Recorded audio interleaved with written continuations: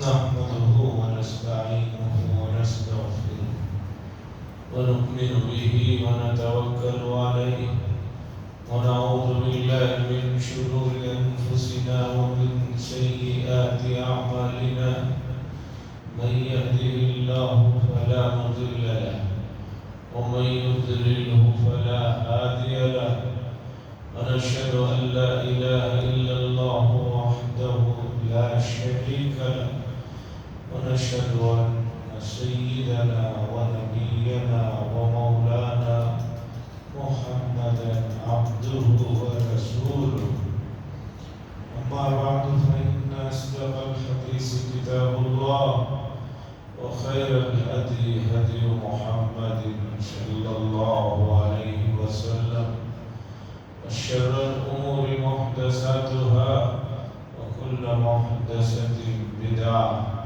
وكل بدعة ضلالة وكل ضلالة في النار. قال الله تبارك وتعالى في القرآن المجيد والفرقان الحميد: يا أيها الذين آمنوا توبوا إلى الله توبة نصوحا. وقال تعالى: وتوبوا إلى الله جميعا أيها المؤمنون لعلكم تفلحون. وقال صلى الله عليه وسلم: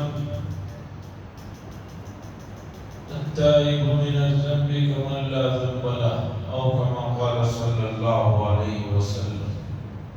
حضرات، جمادی الاول کا مہینہ جس کی آخری جمعہ ختم ہونے جا رہا ہے، بہت جلد جمادی الاخری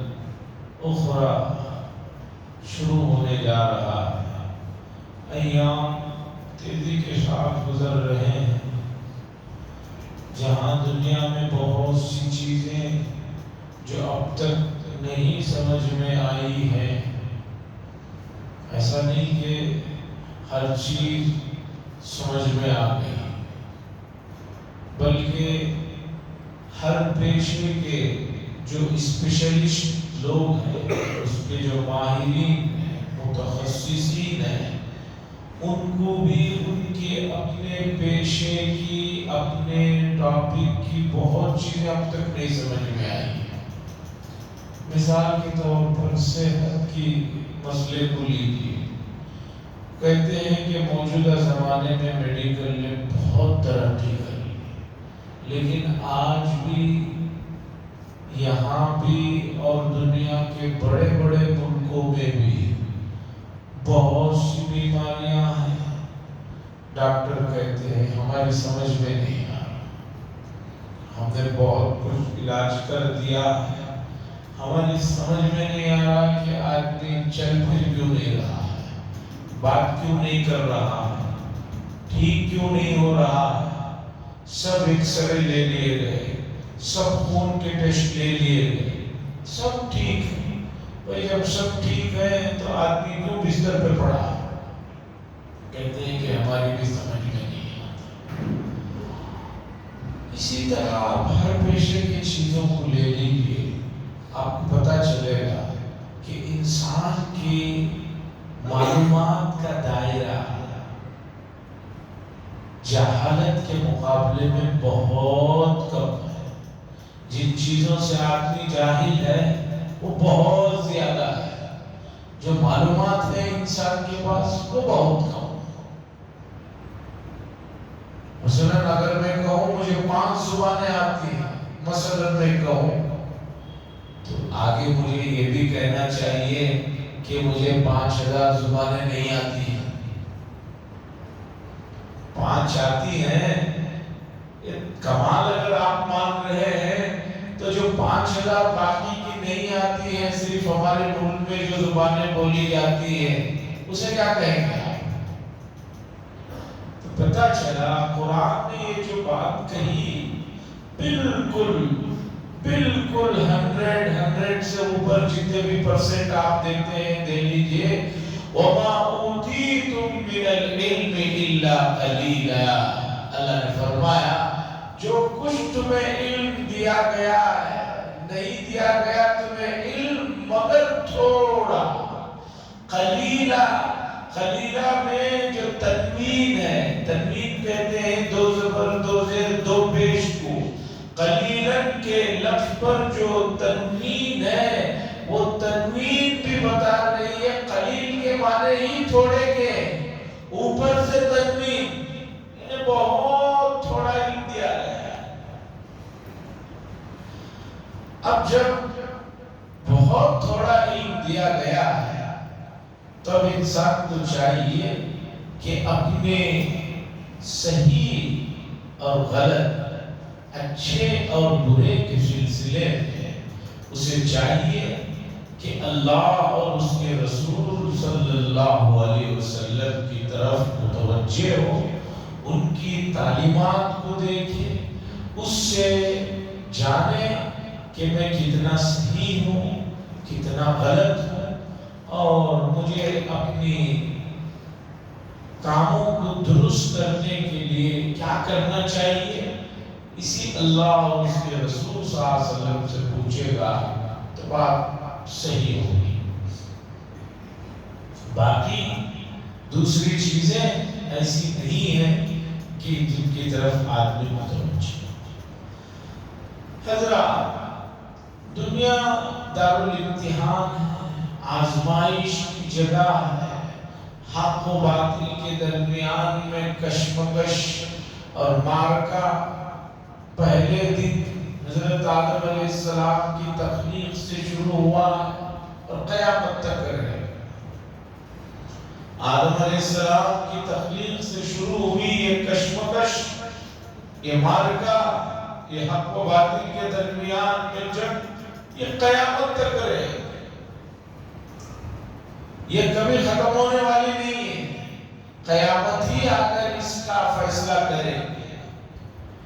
اب ایسے میں آدمی کو اس چھوٹی سی دنیا میں، یہ جو پوری دنیا ہے دوسرے گیلیکسیز کے مقابلے میں بہت چھوٹی ہے. اس چھوٹی سی دنیا کے ایک چھوٹے سے علاقے میں، ایک چھوٹی سی زمین پر، ایک چھوٹی سی مدت کے لیے آدمی آتا ہے. ایسا تو نہیں ہے کہ ایک آدمی اتنا بڑا ہے کہ پورے ملک میں وہ اکیلا بیٹھا ہے. نہیں، چھوٹا سا تو انسان ہے، چھوٹی سی زمین پر ہے، چھوٹی سی مدت کے لیے. 60 سال اس کی زندگی بھی اگر مان لی جائے، شروع کے 15 سال نکال دیجیے، کھیل کود کے سال سے نکال دیجیے، باقی 45 سال، اس 45 سال میں آدھے سالوں کو نکال دیجیے، 22.5 سال کو نکال دیجیے، اس لیے کہ سوتا ہوا گزار دیتا ہے. اب باقی کتنے بچے؟ 22.5 سال بچے. اب اس 22.5 سال میں کھانے پینے دوسری ضروریات کے لیے بھی نکال دیجیے کچھ سال. اب باقی کتنے بچے؟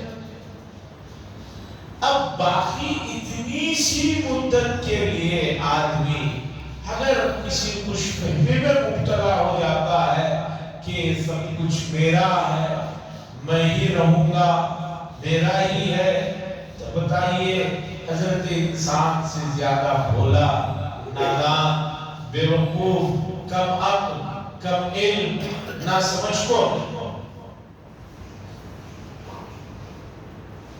آپ اگر اپنی زندگی کا تجزیہ کریں تو آپ کو پتہ چلے گا کہ آپ نے بہت ہی زیادہ زندگی کو خام خیالی میں گزار دیا. اس لیے ہمیں اس دنیا میں اللہ نے جس مقصد کے لیے بھیجا اس مقصد پر چلتے ہوئے ہمارے سے بھول چوک ہونا لازمی ہے، فطری ہے، نیچرل ہے. کوئی آدمی دنیا میں انبیاء علیہ السلام کے علاوہ کمپلیٹ بیان نہیں ہے. کوئی انسان کامل و مکمل نہیں ہے. ہر انسان سے بھول چوک، غلطی ہوتی رہتی ہے. اب آپ کو اس بھول چوک، غلطی کا ازالہ کرنا ہے، اسے ختم کرنا ہے. اس کے لیے اللہ اور اس کے رسول نے بہت جو ہے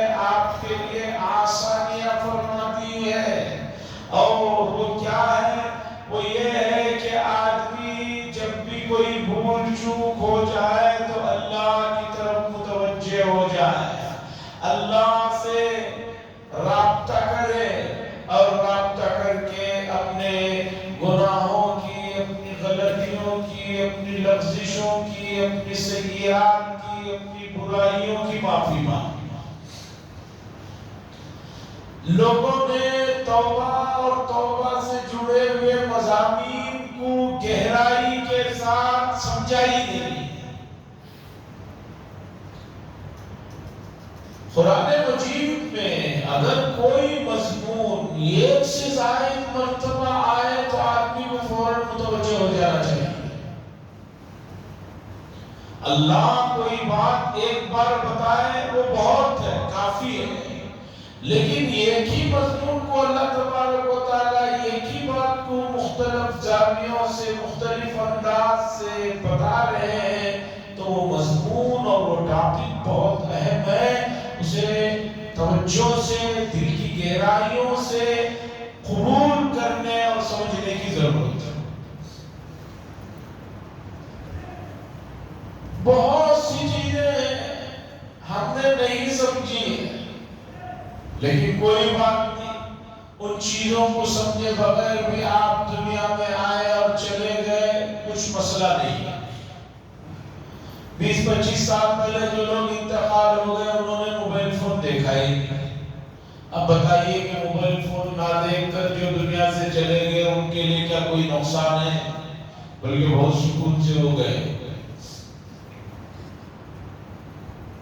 اسی طرح بہت سی چیزیں جو ہم نے نہیں دیکھی ہے، نہیں جانی ہے، اس سے کوئی فرق نہیں پڑتا، لیکن آپ اللہ اور اس کے رسول صلی اللہ علیہ وسلم کے سلسلے میں بنیادی اور بیسک باتوں کو اگر نہیں جانتے ہیں، یہ آپ کے لیے نقصان ہے،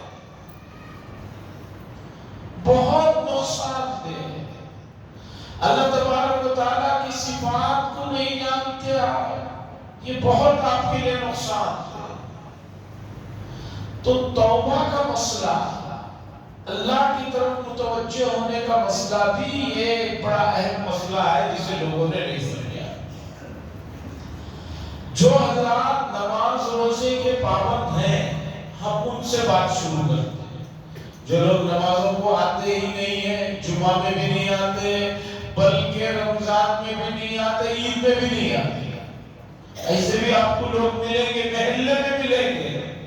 میں کسی افریقہ کے ملک کی بات نہیں کر رہا ہوں، میں اپنے اس محلے کی بات کر رہا ہوں کہ ایسے لوگ ہیں جو نارمل نمازوں کو تو چھوڑیے، پنجوقتہ جمعہ بھی نہیں، عیدین بھی نہیں، اور کوئی موقع پہ نہیں آتے۔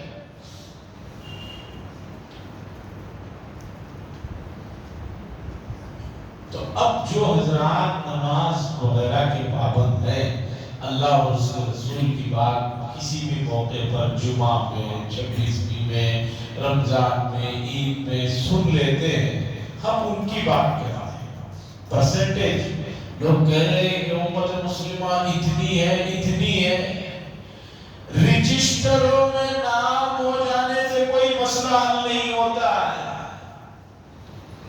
اللہ کے یہاں امت مسلمہ کتنی ہے، اللہ کے فرشتوں کے یہاں ان کی گنتی کتنی ہے، کتنی وزنی ہے، یہ دیکھنا ضروری ہے۔ پہلے بھی واقعہ سنایا میں نے کہ مفتی شفیع صاحب قدس سرہ نے لکھا کہ گاؤں میں ایک شادی ہو رہی تھی تو دلہن کے رشتہ دار خواتین، اس کی بہنیں اور اس کی جو خواتین رشتہ دار کہہ رہی تھی کہ آج تو ہماری بیٹی دلہن، ہماری بھانجی، بھتیجی، جو بھی رشتہ داری سے لے کر اتنی خوبصورت ہے، ماشاءاللہ اتنی پیاری ہے کہ بس مت پوچھیے۔ دلہن رو رہی تھی تو پوچھا رشتہ دار خواتین نے کہ رو کیوں رہی ہو، ماشاءاللہ تم تو چاند لگ رہی ہو۔ تو اس دلہن نے بڑی کام کی بات کہی، اس نے کہا کہ تمہارے چاند کہنے سے، تمہارے ستارہ کہنے سے، تمہاری کتنی بھی تعریف کرنے سے کوئی مسئلہ حل ہونے والا نہیں ہے۔ میں جس کے نکاح میں جا رہی ہوں اس کی نظر میں پسند آ جاؤں تب بات بنے۔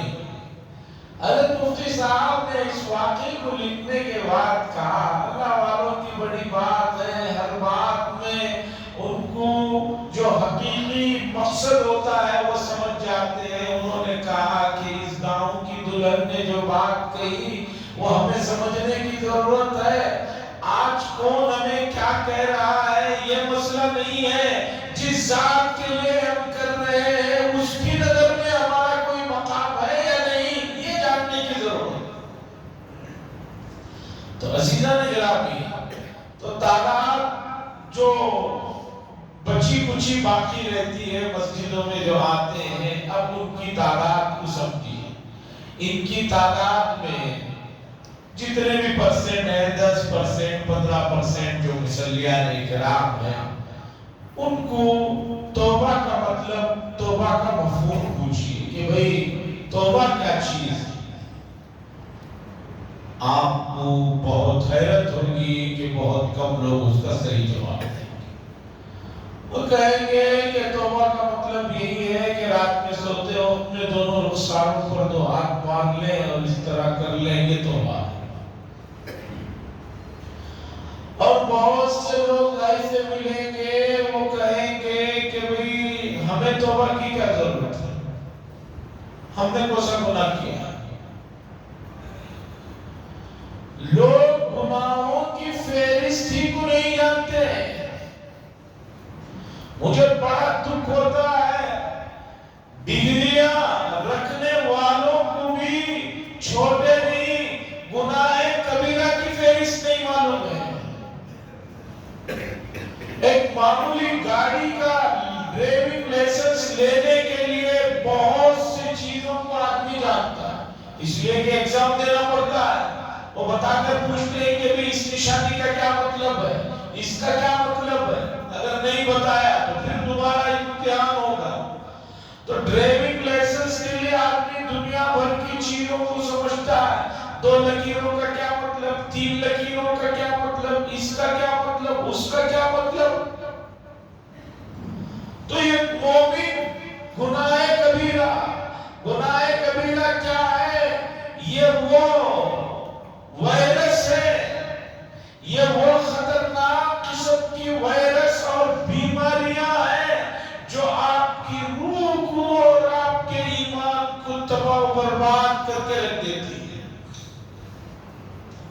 اب چونکہ لوگوں کو موجودہ جو زبان سمجھ میں آتی ہے اس زبان میں مسئلے کو سمجھانا ہے۔ گناہ جو ہے وہ انتہائی خطرناک قسم کے وائرس ہے۔ ابھی قریب میں کرونا وائرس گزرا اور پتہ نہیں کئی وائرس آ رہے ہیں جا رہے ہیں، تو سب سے خطرناک قسم کے جو وائرس ہیں وہ گناہ ہے۔ یہ گناہ جو ہے انسان کی روح کو اور اس کے ایمان کو کھوکھلا، کمزور اور ختم کرتا ہے۔ اور گناہوں کی فہرست سے پہلے آپ ذرا یہ بھی سمجھیے،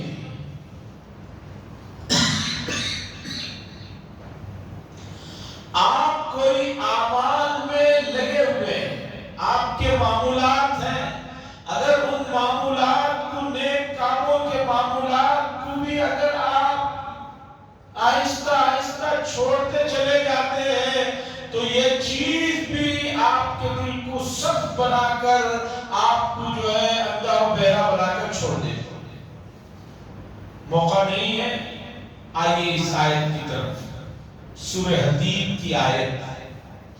اللہ فرماتے ہیں أَلَمْ يَأْنِ لِلَّذِينَ آمَنُوا أَن تَخْشَعَ قُلُوبُهُمْ لِذِكْرِ اللَّهِ وَمَا نَزَلَ مِنَ الْحَقِّ وَلَا يَكُونُوا كَالَّذِينَ أُوتُوا الْكِتَابَ مِن قَبْلُ فَطَالَ عَلَيْهِمُ الْأَمَدُ فَقَسَتْ قُلُوبُهُمْ۔ یہ سورہ حدید کی آیت ہے۔ کیا فرماتے ہیں اللہ؟ کیا لوگوں کو ابھی وہ وقت نہیں آیا ہے کہ وہ اللہ کریں، اللہ اور اس کے رسول کی باتوں کو جان کر اپنے اندر کی کمیوں کو دور کریں، اور جو کچھ اللہ نے نازل کیا ہے اس کی طرف توجہ دیں۔ اس کے بعد اللہ نے فرمانا وَلَا يَكُونُوا كَالَّذِينَ مِن قَبْلُ، لوگوں ان لوگوں کی طرح مت ہو جاؤ جو تمہارے سے پہلے گزرے ہیں اہل کتاب۔ کیا ہوا کہ انہوں نے اعمال جو ان کو دیے گئے تھے آہستہ آہستہ اس کی پابندی کو انہوں نے چھوڑ دیا، کرنا چھوڑ دیا۔ فَقَسَتْ قُلُوبُهُمْ، تو ان کے دل جو ہے سخت ہو گئے، اور اس کے بعد کوئی حق بات نہیں چھوڑی۔ آپ نے دیکھا ہوگا ایک دن اگر آپ فجر چھوڑتے ہیں، پابندی سے پڑھنے والے ہیں، تو اٹھ کر افسوس ہوتا ہے۔ اگر آپ نے اس افسوس کو کام میں لاتے ہوئے اللہ کے سامنے رونا گڑ گڑانا نہیں کیا، تو پھر 2-4 دن کے بعد ایک اور فجر آپ کی چھوٹتی ہے۔ اس کے بعد پھر آپ نے اٹھ کر نہیں رویا، نہیں گڑ گڑایا، تو بہت جلد تیسری فجر چھوٹتی ہے۔ اس کے بعد نتیجہ یہ ہوتا ہے کہ آپ کی ہمیشہ فجر چھوٹنے لگتی ہے۔ بات پھر فجر پر آ کر نہیں رکتی، ظہر پر آ جاتی ہے، عصر پہ آ جاتی ہے، مغرب عشاء پہ آ جاتی ہے، اس کے بعد جمعہ تک آ جاتی ہے۔ اسی لیے اللہ والوں کے واقعات میں حضرت شیخ نے فضائل اعمال میں واقعہ لکھا ہے۔ ایک اللہ کے ولی تھے، ان کی تہجد اور فجر چھوٹ گئی۔ دوسرے دن اٹھ کر جب ان کی آنکھ کھلی، انہوں نے نماز پڑھی اور اتنا رویا، اتنا اللہ کے دربار میں گڑ گڑایا، اتنا گڑ گڑایا کہ اللہ مجھ سے بہت بڑی غلطی اور بھول ہو گئی۔ اس کے بعد دوسرے دن فجر کی نماز کے وقت میں ایک صاحب ان کو اٹھا رہے ہیں۔ وہ گھبرے ہو گئے کہ بھی میرے گھر میں تو میرے علاوہ کوئی نہیں ہے، یہ کون حضرت ہے جو مجھے فجر کو اٹھا رہے ہیں؟ دروازہ تو بند ہے، یہ کون اٹھا رہے ہیں؟ گھبرا کر اٹھے، اٹھ کر انہوں نے پوچھا بھائی کون ہو تم؟ اس نے کہا میں وہی ہوں جو کل تمہیں جس نے سلا دیا تھا، میں ابلیس ہوں۔ تو اللہ والا نے پوچھا کہ ابلیس کا کام تو نیک کاموں سے روکنا ہے، یہ تم کیا مجھے فجر کی نماز کو اٹھا رہے ہو؟ اس نے کہا یہی تو کل غلطی کی میں نے، آپ کو فجر پڑھنے نہیں دیا۔ اس کے بعد اٹھ کر جو آپ نے رونا دھونا اللہ کے دربار میں شروع کیا، اتنا رویا دھویا کہ فجر پڑھتے تو اتنا ثواب اور مقام نہیں ملتا تھا جتنا اس رونے کی وجہ سے تمہیں مقام ملا۔ اس لیے میں نے سوچا اٹھا ہی دیا جائے، کہیں آج بھی فجر چھوٹ گئی تو آج کل سے زیادہ روئے گا، تو کل سے زیادہ جو ہے اللہ کے نزدیک قریب ہو جائے گا، اس لیے میں تمہیں اٹھا دیا۔ وَلَا يَكُونُوا كَالَّذِينَ مِن قَبْلُ فَطَالَ عَلَيْهِمُ الْأَمَدُ فَقَسَتْ قُلُوبُهُمْ۔ آپ کو اللہ نے ایک چھوٹے سے بھی نیک کام کرنے کی عادت دی ہے، اسے ترک مت کیجیے۔ اگر آپ نے ترک کیا، اس کا ازالہ نہ کیا، تو یہ عادت آپ کی ہمیشہ بن جائے گی، پھر دل سخت ہو جائے گا۔ مثال کے طور پر رات میں سوتے وقت میں آپ 33 مرتبہ سبحان اللہ، 33 مرتبہ الحمدللہ، 34 مرتبہ اللہ اکبر پڑھ کر سونے کی عادت ہے۔ کسی دن آپ نہیں پڑھ کر سوتے ہیں تو صبح اٹھ کر پڑھ لیجئے اسے ایکسٹرا۔ اگر آپ نہیں پڑھیں گے تو جو ایک دن وہ آپ کی عادت چھوٹی ہے، نیک کام ہے، چھوٹا کام ہے، پھر دوسرے دن اس کا نمبر آئے گا، پھر تیسرے دن آئے گا، پھر اسی طرح جو ہے چیزیں بڑھتی چلے جائے گی۔ آج گناہ کرنے والوں کو گناہ ہلکی کیوں معلوم ہو رہے ہیں؟ اس لیے کہ انہوں نے گناہ کرنے کے بعد توبہ نہیں کی، جس کی وجہ سے اب ان کو ہر گناہ بہت آسان اور ہلکا معلوم ہو رہا ہے۔ توبہ کے مضمون کو سمجھنے کے لیے توبہ کی ضرورت اور اس کے پیچھے کے لاجب کو سمجھیے۔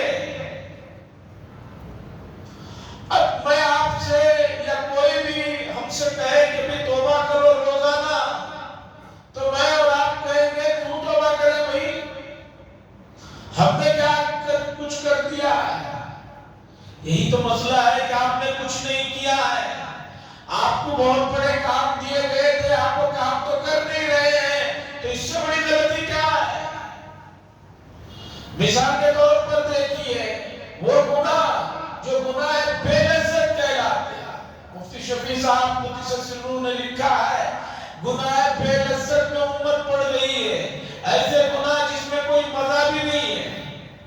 آپ کسی کی کوئی چیز اٹھا کر کھا لیتے ہیں، چوری کر کے کھا لیتے ہیں، تو کھانے کا کم از کم مزہ تو بھی آتا ہے، لیکن ایسے گناہ جن کا کوئی جس میں لذت نہیں ہے، امت پڑی ہوئی ہے۔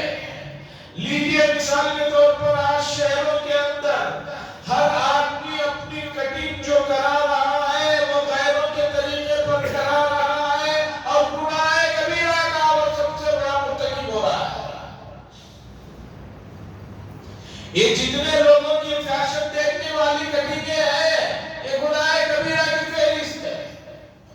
ہر نوجوان کو دیکھیے وہ اپنے گلے میں اور ہاتھ میں چین ڈالنے کو سمجھ رہا ہے کوئی بہت بڑا وہ فیشن ہے یا بہت بڑی وہ چیز ہے، وہ ڈالے یا نہ ڈالے اس سے کوئی اس پر فرق پڑنے والا نہیں ہے۔ انتہائی درجے کا گناہ کبیرہ ہے، لیکن آدمی کر رہا ہے۔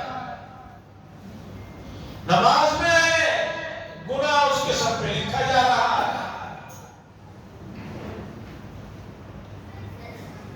گناہوں کی لمبی فہرست ہے گناہ کبیرہ کی۔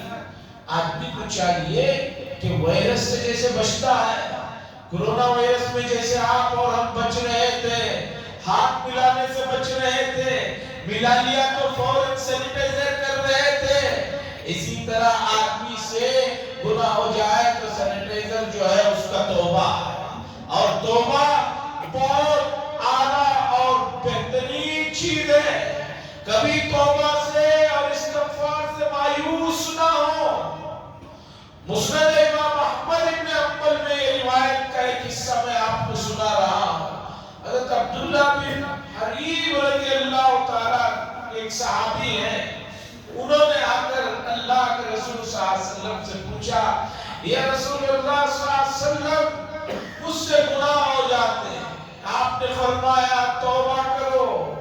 انہوں نے کہا یا رسول اللہ توبہ کرتا ہوں پھر گناہ ہو جاتے ہیں۔ حضور صلی اللہ علیہ وسلم نے فرمایا پھر توبہ کرو۔ انہوں نے کہا پھر تو گناہ ہو جاتے ہیں۔ حضور نے فرمایا توبہ کرو۔ اس کے بعد انہوں نے پوچھا الا متی یا رسول اللہ، اے اللہ کے رسول صلی اللہ علیہ وسلم کب تک کرتا رہو؟ حضور صلی اللہ علیہ وسلم نے فرمایا تمہارے اور اللہ کے درمیان میں ابلیس حائل جب تک بندہ ختم نہیں کرے گا تب تک تمہیں توبہ کرتے ہی رہنا ہے۔ رسول اللہ صلی اللہ علیہ وسلم فرماتے ہیں، اور یہ حدیث سیاستہ کی حدیث ہے، کوئی ایسی بات نہیں ہے کہ کوئی ثبوت نہ ہو، انی لأتوب فی اليوم 70 مرہ وفی روایت 100 مرہ، میں روزانہ اللہ کی طرف 70 مرتبہ اور ایک روایت میں 100 مرتبہ متوجہ ہوتا ہوں، رجوع کرتا ہوں، اور ایک روایت میں آیا ہے کہ میں روزانہ اللہ کے دربار میں 70 مرتبہ استغفار کرتا ہوں۔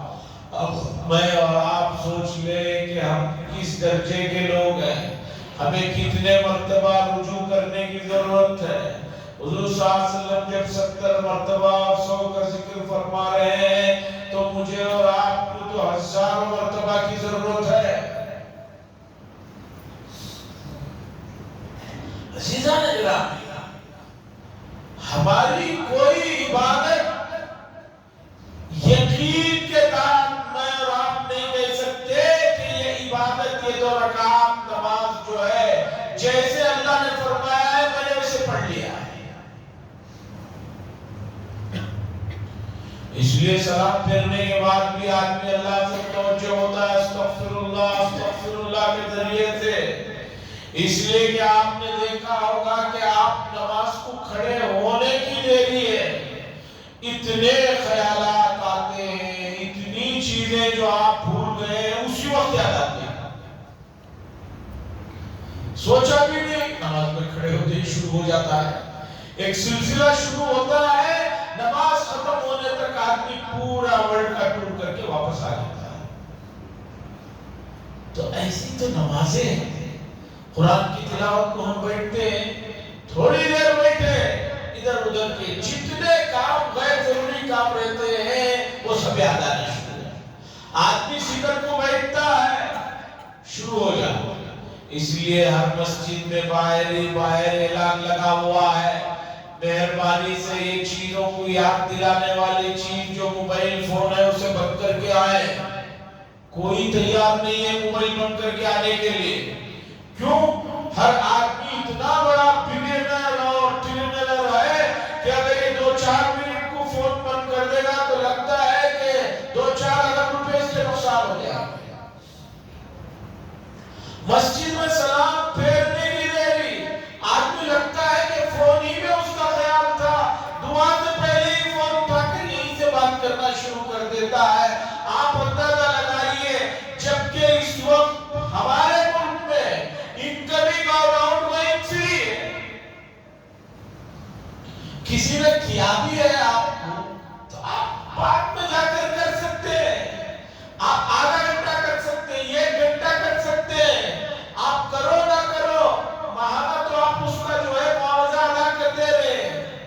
اور آپ یہ بھی نہیں بول سکتے کہ نہیں حضرت وہ انٹرنیشنل کال تھی، اب نیشنل انٹرنیشنل ISD SD سب برابر ہو گیا۔ آڈیو کا تو چھوڑیے، اب ویڈیو فری ہو گئی ہے۔ ایسے میں آدمی اگر نماز میں بھی اس چیز کی طرف متوجہ رہے گا تو بتائیے کہ اس نماز کو قبول کرانے کے لیے اسے کتنے اللہ کے یہاں معافی مانگنا۔ حضرت مفتی محمود الحسن صاحب قدس سرہ نے لکھا ہے کہ ہمارا استغفار بھی ایسا ہے کہ اس کے لیے استغفار کی ضرورت ہے۔ ہماری توبہ ایسی ہے، اسے قبول کرانے کے لیے ایک توبہ کی ضرورت ہے۔ اور آدمی خوش ہے کہ بھئی میں تو کچھ کیا ہی نہیں ہوں، پھر بھی میں امام صاحب کے کہنے کی وجہ سے جمعہ میں توبہ کر لیتا ہوں، جمعہ میں دعا مانگ لیتا ہوں، ہاتھ اٹھائے ہوئے ہیں، دل کہیں ہے۔ عزیزان گرامی، اللہ یہ چاہتے ہیں کہ بندہ اللہ کی طرف کامل و مکمل متوجہ ہو۔ آپ کو یہ بات غیرت آپ کی برداشت نہیں کرتی کہ آپ اپنے کسی قریبی آدمی کی طرف بیٹھ کر بات کر رہے ہو، کسی اور طرف متوجہ ہو، آپ کو یہ پسند نہیں۔ تو جس خالق و مالک نے اتنی نعمتوں سے آپ کو نوازا، آپ اس کے دربار میں 10-15 منٹ کے لیے بھی متوجہ نہ ہو تو یہ کیا گناہ نہیں ہے؟ کیا یہ غلطی نہیں ہے؟ یہ نادانی اور بھول نہیں ہے؟ کیا اس کے لیے معافی تلافی نہیں ہے؟ تو معافی تلافی اور توبہ کا جو عنوان ہے اور توبہ کے جو فضائل ہے، اس کے جو مناقب ہے، اس کے جو آداب ہے، یہ بڑا لمبا عنوان ہے۔ اسی عنوان کو اگلے بھی ہفتے رکھا جائے گا۔ گزارش ہے ذرا اپنا وقت نکال کر میرے لیے نہیں، اپنے لیے، اللہ کے لیے اور اپنی آخرت کے لیے تھوڑی دیر کے لیے اللہ کی قربت کو کیسے حاصل کریں، چیزوں کو سمجھنے کے لیے اپنا وقت نکالیں۔ ذرا مسجد میں آئے، نماز سے پہلے آئے، نماز کے بعد بھی رہے۔ اس کے بعد آپ دیکھیے کہ اس کی جو برکات ہیں، اس کا جو سکون ہے وہ آپ کو محسوس ہوگا۔ وآخر دعوانا الحمدللہ رب العالمین۔ حضرات